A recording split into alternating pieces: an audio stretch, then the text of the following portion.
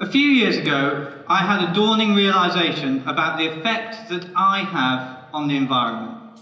Now, like many people, I had been concerned about things like my carbon footprint or what happens to plastic waste once I've finished with it. But this was something that I'd never come across before, and it was just as much an existential threat as any of the other issues I've mentioned. But the fact that I hadn't come across it surprised me, because I am a researcher working in a university in the field of environmental science. So if I haven't come across something, I've got a pretty good chance that most people haven't come across it. And even more so, this would actually go on to make some relatively major changes in my life. And I don't think I'm unusual as a scientist in feeling a bit of a disconnect between how I live my home life and what I do in my research. So I think part of the reason that scientists have this is the way that science works. So as a scientist, personally, I find that the greatest emotional impact is not sort of jumping out of the bath at the end of the process shouting Eureka, but it's right at the start of the process. It's that moment when you think, I've found a question and I don't think anybody else has answered it, and I'm going to be the one to chase down that answer, and I will be the first person to know that. For me, that's the moment of excitement. That's my highest moment of emotional impact. And then after that, we've got things like field work and laboratory work and doing your maths and then writing it up and sharing with your colleagues. And that's actually quite a long, laboured process. So it's that 1% inspiration, 99% perspiration that Thomas Edison talks about. But this changed for me a couple of years ago when I changed the topic that I was researching. So I had previously been looking at the contamination of groundwater, and I hadn't been working in my own country, and in the UK, you can take clean water for granted because you turn on a tap and you've got clean drinking water. So perhaps that's another reason why my research wasn't affecting my day-to-day life. But I suddenly started to look at food security. Now, I'm a geochemist, and a geochemist is somebody who studies the chemistry of the earth. Geo meaning earth, and I don't think I have to explain chemist. So, fundamentally, why would a geochemist be interested in food security? The answer to that question lies in soil, that what's beneath our feet. Because when you consider soil as a geochemist, it's a pile of nutrients that plants can take up. And when we grow crops for food, what we're doing is we're taking nutrients from the soil and we're putting them into the crop. So this is a question that lies between two disciplines. Geochemistry, which is what I do, and biochemistry, the chemistry of biology. And when you're a scientist and you start working at these boundaries between two disciplines, exciting things happen. But this topic that I was working on was more than just navel-gazing. It was about how we make sure that we have food for future generations. And while I was working on this and starting to look at the nutrient processes that take place within soils and crops, I came across a sentence that had been written and published by a colleague of mine. And she wrote, "Phosphorus is a finite resource with no known alternative which is critical to plant growth." And I remember reading it and just looking at it, and it took me aback. And I had a pause, and I thought, have I understood the gravity of this sentence? So I reread it again. "Phosphorus is a finite resource with no known alternative which is critical to plant growth." And I started to think, well, what does this mean? Because in the dry scientific language, it doesn't have that emotional impact.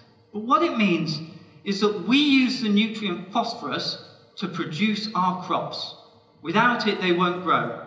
And one day, our supply of that will run out. So this is much like the question of oil and gas, except unlike oil and gas, where we can substitute it for another energy source, this time, we can't ask plants to use something else. They can't do it. And so I started to think more about this question that is called the phosphorus crisis. And I started to think, well, how does my day-to-day life affect the phosphorus crisis. And I started to think, well, how can I change the way that I live my life to reduce my phosphorus footprint? And the first thing I realised is that there's large amounts of it that as an individual I can't do anything about. So approximately half the phosphorus we mine from rocks gets washed off fields. That's as a global average. And being not a farmer, and not every farmer in the world, there's not much I can do about that. But where I can make a difference is in the food on my plate. And suddenly I started to see the food on my plate as something different. It wasn't just that which was there to sustain me, but it was a conduit between me and the environment out there. And for somebody who was living in a city at the time, actually, that was something I'd started to forget. Because when you live in a city and you just go to the supermarket, it's almost as if food appears on tap. You forget that it is that link between you and the environment. But it's also the link between you and future generations of people. And so the first thing I did was I looked at what I was eating. And at the time, I was eating a standard UK diet with approximately the standard amount of meat in a UK diet. And I realised from researching that actually 70% of the phosphorus in my diet was coming from the meat. And when you look down at a plate, and you've got meat on your plate, it's certainly not 70% of what's filling you up. So it's a grossly inefficient use of phosphorus. So over a period of weeks and months, I started to cut meat out of my diet. And this was one of sort of the dawning realization that I had, that this link between me and the environment can be influenced by the way I change my diet. And now I eat very little meat, except perhaps on special occasions. And just to give you some historical context, in the early Victorian period, the average UK Briton would eat approximately the equivalent of a sausage a week. So we have changed that, because nowadays we eat about that, we can eat that 2 or 3 times a day. But I realised it wasn't just about the food on my plate, it wasn't just about my diet.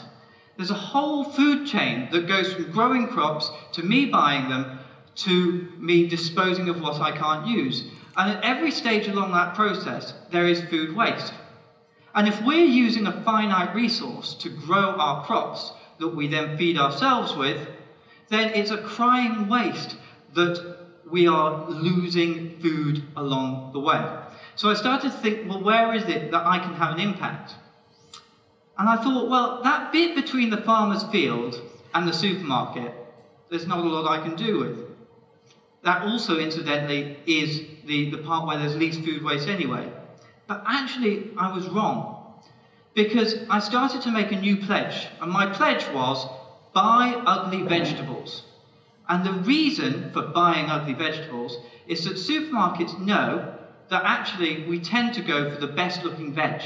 So they often don't buy from the farmers the uglier fruit and vegetable. And that means that that goes to food waste, or in some cases it might go to jam making. But by buying the ugliest vegetable, you are saying with your wallet, there is a market for this, so I'm happy to buy it. So that was the first conscious change I did. And then I started to think about food waste in the home. Because actually, in the UK, approximately 40% of our food waste is in the domestic sphere. So the biggest cause of food waste in the UK is food at home. And some of the tips that you get for dealing with this are really basic things. They're the stuff your mother would have advised you to do. Plan ahead before you shop, and don't buy stuff if you're not going to use it in time. But there are other sort of subtler things that you can do, which is be observant around a supermarket. So where do they put their produce? Supermarkets have employed people to think about that question. How do you preserve food that is in their interest? So you can be observant and use those tips. But then I thought, there's a final problem here, which is the stuff that I'm never going to eat. I'm never going to eat a banana skin, I'm never going to eat an eggshell, and I'm never going to eat that sort of papery stuff that you get on the edge of an onion. So I thought, what do you do with this? Well, I felt this quite acutely, because I've moved from one city in the UK to another. And in the first city I lived, we collected food waste. So it all went and it got processed in actually a very simple way using microbes, so we don't actually have to do a lot of effort. And that turns it into fuel and it turns it into fertilizer. So we are completing that phosphorus cycle. When I moved across the country, I found that there was no food waste collection. So I had a house with a garden and I was able to set up a compost. But that's not available to everyone. So in the UK, half local authorities do not collect food waste. And as I say, that is a massive waste of resources. So there are things that we can do at an individual level, but there's also things that we need to do at a societal level. So the key message of what I've come to say to you today is that food is produced with a finite resource. And that means that we need to be careful of the food we use and make sure we use it to the best of our abilities. So my challenge to you is to start to see food as the link between you and the environment and you and the future food sustainability of generations to come. Thank you very much.